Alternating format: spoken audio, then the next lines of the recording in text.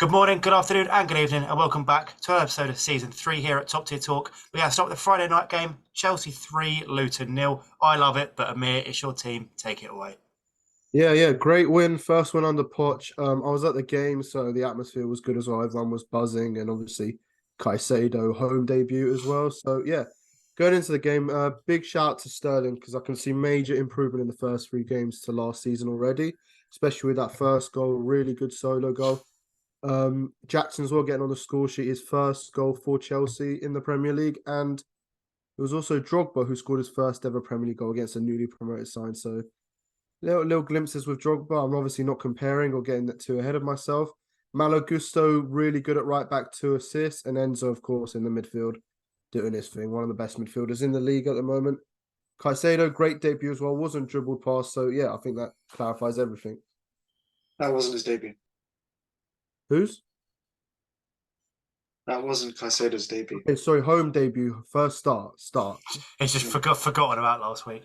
Yeah, no, Touch on the obvious elephant in the room. I know you can only beat who's in front of you, and this isn't me slating them as a Watford fan, but it's the opposition. Obviously, you saw West Ham, who are a well-drilled team, or appear to be a world. We'll get onto them, but their result against Brighton, no one expected that, and obviously you lost to those. But you're playing a newly promoted side, obviously, as you said, a weaker opposition. You should be tearing them apart. Obviously, it could have been more. You've had chances and stuff like that. He froze. He froze. He absolutely froze. I don't know what he was doing. But yeah, I know. As I said, you can only beat who's in front of you. But yeah, No, of course you can't go too ahead of yourself yeah, with the game. But I'm seeing good improvements since last season in the first three games. Obviously, the West Ham game didn't turn out the way we wanted, but they were just clinical. I think it was 2 shots, 2 goals at one point, and we obviously missed a pen. So other factors there, and I think we should have beaten Liverpool as well. And Conor Gallagher's been good as well, to be honest. He's always on my naughty list, but he's been good recently. So I think he's coming to his own. He obviously wants to keep his place in the team. So yeah, What would you say about so obviously Chelsea have now loaned Lewis Hall to Newcastle. loaned, but I When think they have an obligation to options buy of or play. something Yeah. like that. Chilwell isn't immune to injury, so do you not find that a bit strange? Not really. I mean, we've got Ian Mattison as well as a cover. We've got Mark Cucurella at the moment on our books, and obviously United are linked with him. We can speak about that when we get onto that segment. But I think, yeah, I think we've got good enough cover, to be honest. Cool. Anything else, or are we going to move on to the Saturday at 12:30? Cool. Well, no. One more thing about apparently Chelsea is still looking for targets. Yeah. So if you were now, you're in the last we're in the last few days. If there's one dream realistic player you could get, who would it be in the last 4 days as a Chelsea fan? Anyone in the world, one. Well, I don't know That would about just Dream improve was you. probably, I'm not sure, but I know we're linked with Churchy, is it, from Leon? Yeah, Because there's I like him. also across the line. But Dream's obviously going to be a good striker. But What would you rate your window right now out of 10? And what would you rate it if you were to get a striker? He's an 8 out of 10 at the moment. But with the striker makes it 10. 8.5, I'd say. 8.5. We'll go 8.5. Maybe I'm being too harsh. But we had a lot of outgoings, which was good as well. You said you wanted to clear up they mentioned it on Talk Sport. I think it was Simon Jordan that said it. What a man, love him. There was someone asked him, was like, have Chelsea won the window? And obviously his response was, they've had a very good window, but in terms of winning the window, you can't tell. So it's hard, as you said, it's hard to judge because you went, 8 out of that, 8.5. But Yeah. you might have had a good window, but you could win your next 4 games, and then like you did last season, you've won one game all year up until last week. Yeah. It was last weekend, wasn't it? That was your first win since like May. Yeah. You've won. March. Yeah. Was First it home March? win. Was it March? Was it March or May? Home Even win since March, yeah. but, Home win in the even Prem. still, even still, a club like Chelsea shouldn't be. I know there was obviously the gap in the summer, but at least it would have been what 5, 6 games without a win because you have played, especially on Chelsea's terms, winnable games, like beatable teams. So yeah, Well, I moving would on to say Dan, you really want to move on to that Watford uh, game.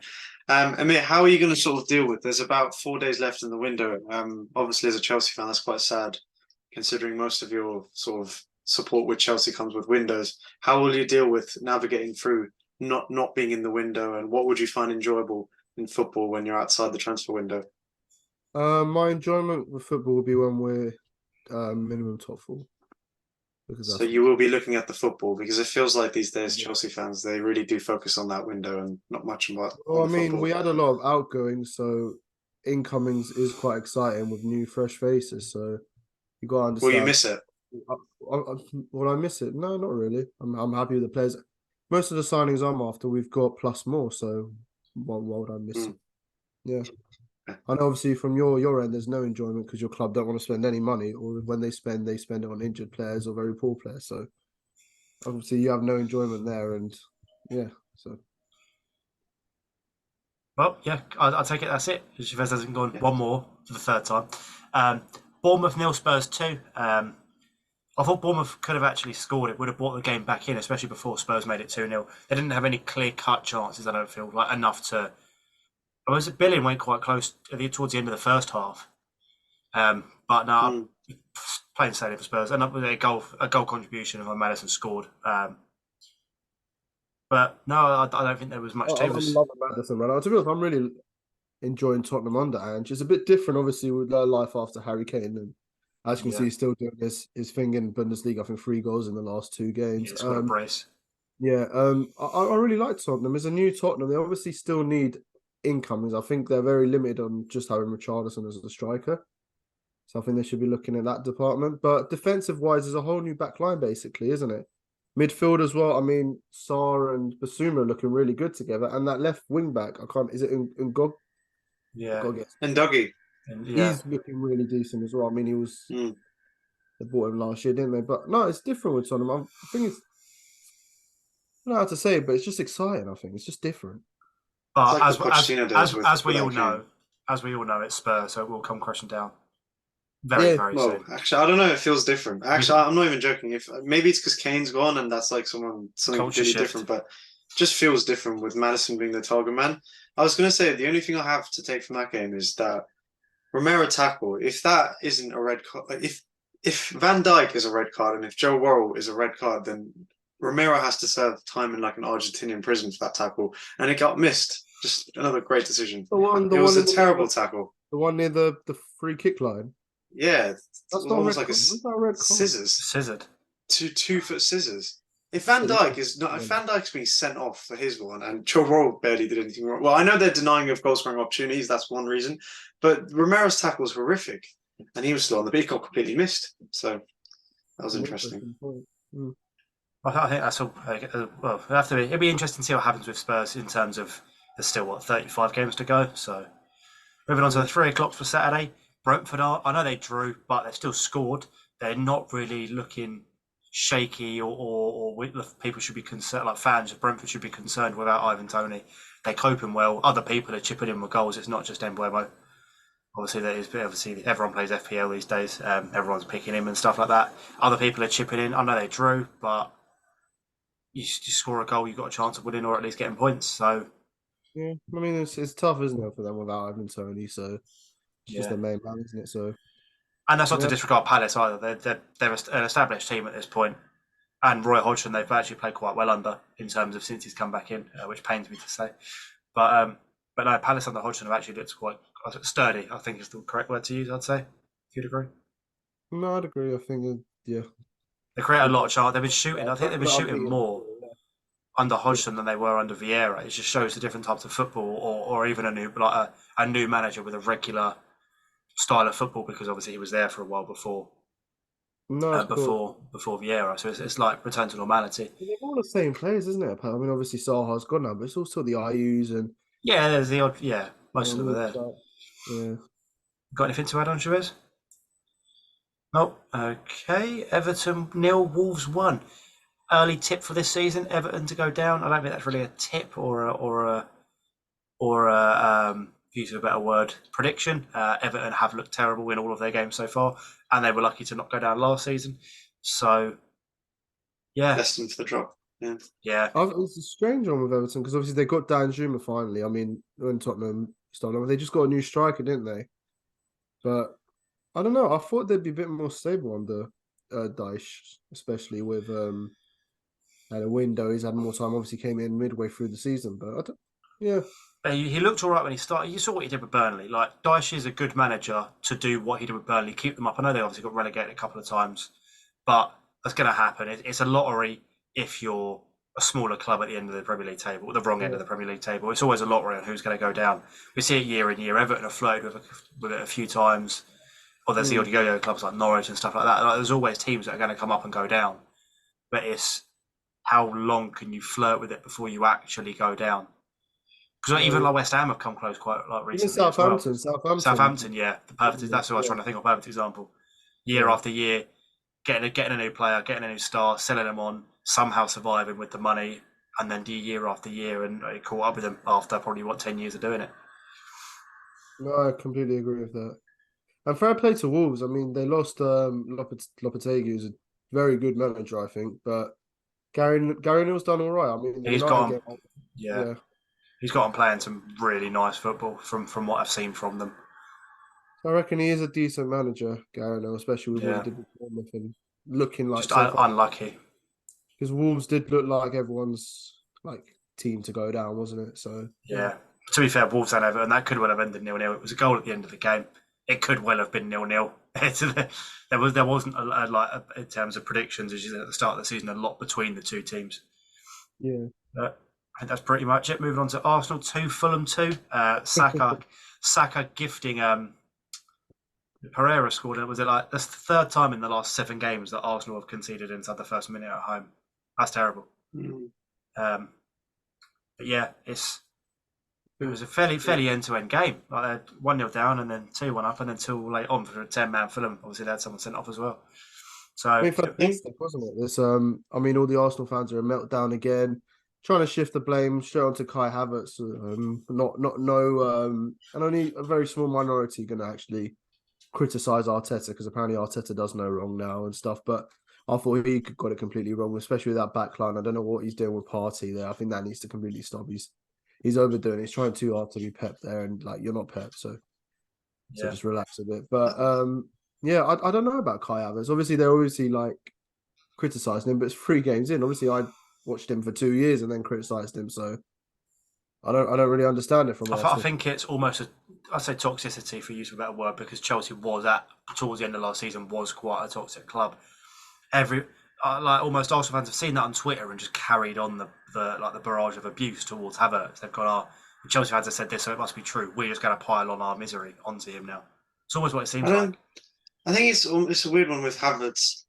He's not a terrible player. He's actually a good player. It's just that he plays a very specific position, which most clubs don't do, which is why I don't now. Now we have to start questioning why Arsenal got him. If he's going to be playing number 8, if that's the reason they got him to play number 8, then that's horrendous because he's not a number 8. That's just not his profile. He, at best, if he even played right wing, which again, their best player plays right wing, so he's not going to start there, or at the very least, a second striker type of thing, which he's not going to get to do because Odegaard plays. And Odegaard plays a bit deeper than that. So it doesn't matter. And I feel a bit bad for him. But at the same time, he also knew what he was buying into. I'm sure they spoke about what he was going to bring to Arsenal, and it's not going to happen. It's very obvious. The thing that Arsenal fans don't need to go into meltdown about is very obvious what needs to be done to fix this team. It's literally just a case of playing Rice in Odegaard's position, playing Partey in the 6, and bring back a right back. Play Ben White right back, start Gabriel, and literally that they then have the best 11 or second best 11 in the league straight away, as emphasised by last season. They've proved it. So it's not like it's the end of the world. But yeah, I think Arteta now he needs to do a thing. Hopefully he's not going to be stubborn and just go with this again next week against Man United. I don't think he will be, which is why I'm annoyed because I feel like he's going to react. And if he played something like that against us, we might have had a chance. But I don't know now. If he plays that 11 I've just said, we're finished. Yeah.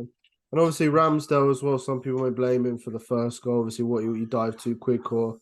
It wasn't a great shot from Pereira that did end up going in. So maybe Raya could be coming in as well. So that could be more just half mistake from Ramsdale, but also it wasn't the big we reacted a bit harshly on him because he was just running one way, and then it was actually he was anticipating a better shot from Pereira, and it turned out to be such a poor shot that it actually went in. He was expecting something over the top. Yeah. No, if you watch the compilation for shots from like 40 yards out, none of them are driven that low. They're always up and over towards the far corner. He finessed it. He finessed it was weird what he did. But I was going to say Eddie Nketiah deserves some sort of. Arsenal fans go in on Nketiah so much, and he's scoring a few goals here and there. He deserves some level of praise now. They need to kind of back him because he does score important goals. They could have lost yesterday, and yeah, so And remember what he did last year at Man United. He sometimes he doesn't play well, but he scores, and it's forgotten about the goal going down because then he has a bad performance, and it's like, oh well, he was always playing badly. He just got a lucky goal, but he does score, and that's his job.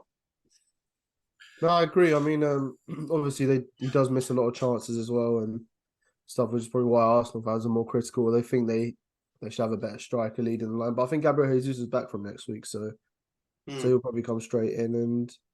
It's not like they signed Nketiah for 100. Like he's not one of them. He's just, it's not. Well, he's staying now with Balogun going to Monaco, so that's like confirmed. So and that's the club's decision. Again, they could have easily, if Nketiah is really that bad, then they could have sold him and put Balogun, but they didn't. So don't know what they're doing.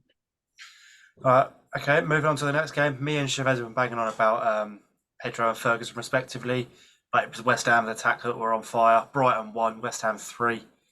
I think just before you get to that, there was a United 3-2. Oh, there was. Yeah. There was. I thought I'd skip. The game that everyone's banging on about. I thought I'd skip Chavez. I didn't want to give him a happy talk this week. Go on, I was going to say in that game there was a lot of misjudgment, so I feel like we have a massive agenda against us. I don't want to victimize Man United, but as a Man United fan, I was sure Rashford had dived in that game. I thought, yep, not a penalty. Then we see the actual camera angles that, with zoom ins and everything, and whatever they showed on that broadcast was terrible because on reverse angles you can see there was quite literally contact, and he went down because of the contact. It wasn't a case of he was already going down, which is what we saw with Isaac. Isaac was already going down when Van Dijk took him out. But so it's unfair, that element of it. And now there's been a whole, there's going to be 4 days about why we're lucky about decisions when we're not the ones making them. Aside from that, Rashford generally plays badly, but his all-round game is quite poor. But when he plays left wing, he contributes to the game, and he did do that, to be fair to him, in the last game. That was the difference. Aside from that, Eriksen came and did okay. But yeah, the start was a shambles. It's still not fully convincing, and I still think it's not enough for me to say, oh, we're going to give Arsenal a really good game compared to when we played them last year, where it looked like we really could, and we did. In the end, we played well. We lost, but we played well. So I'm not confident enough yet. Højlund is back, which is good, but at the same time, I said Højlund's not even going to break. He's not going to get 6 Premier League goals, maximum 5, because I don't want him to have that sort of expectation to get 20 as a 19-year-old. So yeah, I don't know. It's an interesting one. I still don't think we did enough for me to change my mind about us getting slapped up by Arsenal next week. I think next week could be very embarrassing, and it's not necessarily about us. It's more about Arsenal. If Arteta plays that 11, I said Arsenal are levels ahead of us. I mean, thoughts on Onana so far? I mean, another one that again broadcast. I don't know what it is, but they were not broadcasting the game properly. If you actually look at the replays, he got done. The player fainted to shoot. Onana fell because he wanted to save to the right. It was actually brilliant from Awani because he completely done him, and then he scored. If that is a mistake that you're going to use to say Onana's had a bad start to the season, then the standards are really high in the Premier League then, because a lot of other keepers, you'd have to have massive inquisitions as to what they're doing. With Onana, I don't think he's made a clear and obvious mistake yet. You can call that one if you want. It's quite harsh. And the second one was impossible. He just got wrong-footed because even the defender didn't know he scored volley. It just happened. Just smacked him straight in the face. Yeah, again, that's not a game where I'm going to talk about Onana because he just sort of did his job. He had the first moment, which again, I'm not going to focus too much on. It's not too worrying. But yeah, left back as well. You're in for a left back, Mark Cucurella. Ryan Bertrand, I heard as well, ridiculous. Is that the only position you're going for, do you reckon, or is Amrabat still going to happen? Because he's not training. He wants United. Yeah, I'll tell you the ideal situation. Whether this happens, I don't believe it will, but this is the ideal situation. We get a left back. Me preferably, I know Cucurella we shouldn't underestimate because he did have a good time with Brighton. I would personally take Marcus Alonso if he is available. I just feel like we need some sort of winners in our club. We need mentality at this point, and Marcus Alonso is a good fill-in because he's not going to be there long-term, is he? That would be a good person to have in the dressing room. He's also got good set pieces, which, to be honest, anyone who comes in at the moment doesn't know how to take one. Even Mount looks weird on them. So that would be ideal. Amrabat, obviously, I want him more than anything, but I don't know if that'll happen. And then Maguire goes and we get Todibo, or that's literally the window. And McTominay leaves. McTominay goes away. And we get Gravenberch. Imagine if we did that. I know we won't. I think what will happen is we'll get a left back. It will probably end up being Cucurella because I can see why Chelsea would want to let go of him, and Chelsea seem to be okay giving us players. So him, and I think that will be it. I'm not even joking. I think it will not end well with us. I don't think we have the money for Amrabat. That's ridiculous. And I don't think we are going to get the money from Amra, but at the very best, if Maguire leaves, it's going to be a loan deal. At the very best, if McTominay leaves, it's going to be a loan deal. And whoever's at Bayern saying that McTominay is the next thing for them, they need to be sacked as well. Could be I probably shouldn't say that. Talent ID. I can't believe it. I genuinely can't believe McTominay is being considered, especially when I haven't even seen much of Graham, but surely he's a better player than McTominay. I don't get it, but anyways, we'll see what they do. I'm not going to do my speech again, but Brighton 1, West Ham 3. On to the correct game now. The only thing... First West Ham win, isn't it? Yeah. Brighton. Yeah, was it like 11 games or 13 games? Well, big shout out to West Ham as well, though, because they sold Rice and now they've brought in Alvarez, who looks really good. I mean, he was leggy for the last 10 minutes of the game, but it's just due to match fitness. Ward-Prowse, who's been impactful in the last 2 games, and now Kudos as well. So do you reckon they've come out better in this Rice deal, or they should have... 100%. Do you reckon? I think it's smart. By the way, the 2 players they've signed have looked good, and the best one hasn't even played yet. Kudus is a player that was, you can see it for yourself, linked with Arsenal all summer, even Man United, even Chelsea, and suddenly he's ended up at West Ham, which is so interesting. So I think they've spent that money brilliantly. Like, it doesn't get any better than that. 3 good players. Agreed. We touched on it before that it was confirmed, and we was like, I think someone asked or we had a question when we was doing like the live and stuff, and it was about the Rice money. And it was like, if West Ham can reinvest that into the club correctly, there's no point having one good player if you can go and get 4 solid players. We said it before with Spurs. I think we said it obviously when we was doing the ones last year when Kane was meant to leave. And it was like, Spurs can sell Kane for 100 million and go and buy 2 or 3 good or brilliant players. Obviously not to the level of Kane, not all strikers, but fix the goalkeeping issue, fix a midfield issue, and get in a 10, 12 goal a season striker. That would benefit them more than just having one out and out 25 goal a season striker, because you've got a better squad, not just relying on one player, which is exactly what West Ham have done. And yeah, as you said, well done. Yeah. So after a couple more players as well, do you reckon they could be the dark horse this season? I mean, back in the Prem, or for what? Just dark horses, like it was Brighton last season. Brighton last season were like, I guess, the surprise package they got into Europe. I know West Ham have been in Europe, but like, do you reckon they could be playing for a top? It's too early, isn't it? You forget West Ham. Europe comes around for them the last few years, and they just forget to play football in the Prem. They're not going to. No, I can't. No, to be fair, I think if Kudus ends up actually being as good as he seems, and he has an impact similar to Dimitri Payet, for example, I think West Ham will comfortably get Europa League, because then at that point he's a player he'll be the best player at the club. And to be honest, he has that talent. So it's interesting. I can't believe it. The money they paid for him. I mean, I feel like Man United would have ended up paying way more if we got him. Also, the alternative for West Ham was, and they could have gone down a really desperately terrible route, is getting Gallagher for however much. Remember that bid was rejected, plus McTominay, which was quite a lot. And that would have been that money gone. And thankfully, they were smart and they did not do that. Yeah. On to Sunday fixtures now. Burnley 1, Villa 3. I can't say I watched that game, but another good performance from Villa. Was it 4-0 last week out as well against Everton? Was it 4? Yeah, I said it. I called it on week 1. People were underestimating them. Everyone wrote Villa off and went, they've lost. Was it 5-1 or something to Newcastle? Well, okay. A majority. Everyone but me on the planet. Yeah. Okay. Yeah, you know what I meant. Yeah. People were writing Villa off, going, they've lost to Newcastle. They're essentially their rivals for the top 9, obviously with our extra European spots and so on, and they've won their last 2 games. Admittedly, as we touched on before with Luton, Burnley are also a promoted side. But I thought Burnley would be the best out of the 3, though. But obviously, it's been difficult for all 3 of them teams. Yeah, again, it's players and investment, which obviously Burnley haven't got heaps of money to start throwing at people.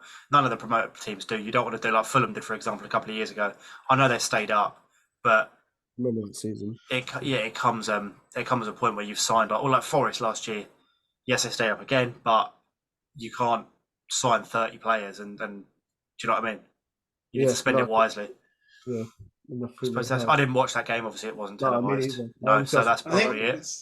The signings are making a difference, aren't they? Diaby, he's already involved again, is just a brilliant signing. He's probably comfortably going to end up having a better legacy at Villa than Coutinho. He's already on track.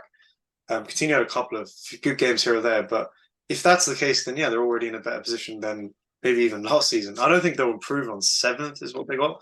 Something like that last season. They're in conference, right? Yeah. But that's another issue. They have to play European football as well. So I don't know how they're going to deal with that, Villa. But it's exciting for their fans. I don't know how long it's been since they played European football. So if I'm a Villa fan, I'm really happy right now. 2010, I think it was. Long time. Yeah. We also didn't touch on that. They beat Hibs 5-0 in the week. So, It showed, by the way, Scottish Premier League. There you go. yeah, Scottish tax. Moving on to the game that was televised in the UK. Sheffield 1, City 2. The very Haaland late gets show. his goal finally, and Haaland finally Rodri gets a goal, missed a penalty. It was the late show. It was literally a case of how many goals can you score in the last 20 minutes of a game. Yeah. It was all sick. And There's not a Rodri lot as to well, say out of that, Rodri- really, is there? Rodri being clutch again. I mean, is he the best? I mean, I think he's the best DM in the world, isn't he, at the moment? Yeah, comfortably. Yeah. By a gap. It's not. It's the problem with him is he doesn't. He plays really well, but then he does it for a really long time. Like he's just really consistent. Consistent. So if it's like 40 games, he'll probably have one bad one, which is kind of scary to be honest. And he's very available as well. Availability, as I said, is very underrated, and he's one of them ones. I was going to say about Foden not starting. Phil Foden was the best player for Man City in that game, and he didn't even play. He played about 5 minutes. So I wonder what Pep will do next game. I know Pep loves chopping and changing, but there has to be some reward to a player that does well. Also, they're going to have Matheus Nunes, so I'm very interested to see about Calvin Phillips as well, because surely now he can't go another year without playing football, because Nunes comes in. When is Phillips going to play? But Paqueta's like off the table, so it's just Nunes now. And where is he? Where is his best position? Isn't he an 8, or is he a 6? Like, where does he fit in? Because they need a more. Yeah, in a 6, but I think that's how they kind of want to use him. Play with two kind of defensive. It doesn't players. matter. City could buy in a player. If they wanted to put Gvardiol at left wing, it wouldn't really matter. As the City, it doesn't. Yeah, they've got the ability, they've got the staff, they've got the managers to train players, and they've also got enough of the ball to not care really who plays where. It doesn't really matter. As you said, if they wanted to, they could have put Gvardiol left wing. It'd still do a job because they have so much of the ball. I mean, I wouldn't argue with Pep. Yeah, I mean, it's not like where anyone's got anything on his achievements in football, really, or currently anyway. Probably Ancelotti, but that's really about it. Moving on to the last game of the game week, Newcastle 1, Liverpool 2. I am going to start this. To start the season, my outrageous shout was Darwin's going to get 15 goals, and he has got 2 in one game. So after playing about 4 minutes of football over the first 2 games, I'll stick him on the bench in FPL, and he scores 2 goals. So you should put him back on because he's not been dropped now for a while. That level of clinic, like that's all he was missing, just being clinical. He always gets into those positions. He always makes those runs. He did it last year, and suddenly now he had 2 chances, banged both of them, which you have to do when you're down to 10 men. By the way, no one has anything against Nunes. Everyone loves him. So we all, like, as much as I hate Liverpool, it's good to see. Yeah. Yeah, I mean, they're both very similar goals from the same side as well. You can see how clinical is. Do you think this could be the turning point for him, or do you think this is just a little... He scored in a couple goals. So we always have this with Werner. If it's a turning point, it's very scary. It's very scary because he will end up with 25 Premier League goals if it's a turning point.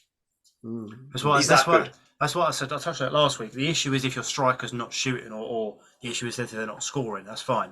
If they're not having shots, that's where the worry is. But Darwin's having too many shots almost, or he's trying too hard. Whereas he's got to, you can see he's got it in him. Like even at Benfica days, you've seen his UCL goals. You obviously, if you've watched them and stuff like that. There's a player in there. It's a confidence player almost. Now, I mean, Dan, you said 15, right? I said 15. That's not even. I mean, if Nunes plays another 3 good game weeks, no one's even going to think that's a good shout because he'll probably get way more. But this is what the way he is. Before the season started, everyone was clowning him because of last season. So it's a valid shout, I think. Yeah. It's a good shout, but I don't know. I think he might just break it completely. 15 league goals is quite a lot. It's a lot. It's a lot considering how his last season went. But if he just starts banging every shot like he is now, he's 15 is going to be done in halfway through the season almost. I mean, I don't remember the last player for us. Just out of curiosity, if I looked at last season, even us, Amir, we barely ever get a player scoring 15. Here it goes. So just based off last season, we had Haaland obviously 36, Kane 30, Tony, Salah, Wilson, Rashford, Martinelli, Watkins and Ødegaard. So what's that? 1, 2, 3, 4, 5, 6, 7, 8, 9. So 9 players in the Prem hit 15 goals. That's crazy. You look at Dan, I'll jump on your train. I think Nunes will hit 15. I'll do you one better. I think he can do 20. The problem is now they need goals, and Salah almost looks like a creator these days. Who else is going to score for them? Luis Diaz. He's not going to score 15, 20 goals. I really do worry that if he does get 20 goals this season, Nunes, Liverpool could be in a very good position for that top 5. And initially, I did not anticipate. Actually, I did anticipate. I would be worried for Chelsea then, because then where are you going to come? Are you not worried about yourself at all? No, not at all. Really? Where are you finishing? Did you say third? Was it Top three. top three? Wow. And it's not second and third, I'm joking. Top three and probably third, going the way we are. Your window and yeah, fair enough. We'll see. I We'll think see. it's just because of our 11 in it. Even if we do shit, we have a good foundation where we just Yeah. remove Mount and we're back to playing like we did last season, which wasn't actually that bad. Any complaints about Ten Hag's like style of playing and stuff at all? You just think if you're still winning games, I'm not gonna. No, we have glimpses. I mean, the annoying thing is when we have moments where we actually play the way Ten Hag wants, the final product, we miss it. Bruno had an incredible chance, missed it. It would have been one of the all-time Man United build-up goals. It happens every week where we have one build-up moment like that. We're just not very consistent in doing it. But yeah, we'll see. By the way, we didn't talk about Eddie Howe and his massive mistake. Probably made the worst treble substitution in history when he had absolutely no reason to do it. You're 1-0 up against 10 men. He took off quite literally the three best players on the pitch. Gordon, who we have to give him some flowers. I was against Gordon last year. I didn't get why he got paid 40 million. Yesterday, he looked like he gained a yard of pace. He looked like he could really he had Trent, the better of Trent, the whole game. He looks really direct, and it's good to see. He's like an old school winger. He looks brilliant. Tonali's fitting perfectly to the physicality of the Prem. And Isak's obviously, I think Isak's the star man in a very good team. Obviously, not as good a day, but he's still got Van Dijk sent off. So Eddie Howe, I don't know. I think that game was actually Eddie Howe's fault. You think that's the reason? Yeah. It's, hindsight's a wonderful thing, I suppose, isn't it? He didn't know that they were going to concede. Surely, as he did expect. That's why. Yeah, but you don't take expected him three to of hold them out. off. No. Yeah, three. Don is a lot. Longstaff coming on for Bruno Kimmich is still Tonali is like alongside Gordon coming off for Barnes and Isak coming off for Wilson. That's just like three daggers. But I think that wraps us up this week. Unless anyone else has got any other points. No, not really. I mean, we were all at the Watford game yesterday, so you guys. We lost to a defensive. We lost 1-0 to a defensive mistake. My stat for this week: in our last 3 games, we had 55 shots and 22 corners, and we have scored 0 goals. In Watford. Yep. In 3 games. Your set pieces are terrible. Yeah. I've said it for years. Yeah. Other things to talk about, maybe. I guess in Europe, obviously, Kane scored 2 again. Yeah. Like he's always. Barca went 2 up, and then went 3-2 down, and then come from behind again. That was 4-3. That was a good game. And they have the next big thing, Barca, the next squad. Oh, that 16-year-old kid or whatever. Just the Lamine Yamal. Wow. What a baller. Can't believe they just spawned another one. And then just got João Cancelo that got Here We Go today. Yeah. Vinicius is injured for Real, but Ancelotti said he's not making any more signings. But all them goals are coming from midfield now. I mean, Bellingham's a bit apart at the moment. El Clasico's actually going to be good. Like, it's almost been a bit dead last year. This year is quite interesting, to be honest. Yeah. Even Barca look good. Real Madrid just look unbelievable. I think that's good. Oh, yeah, Messi.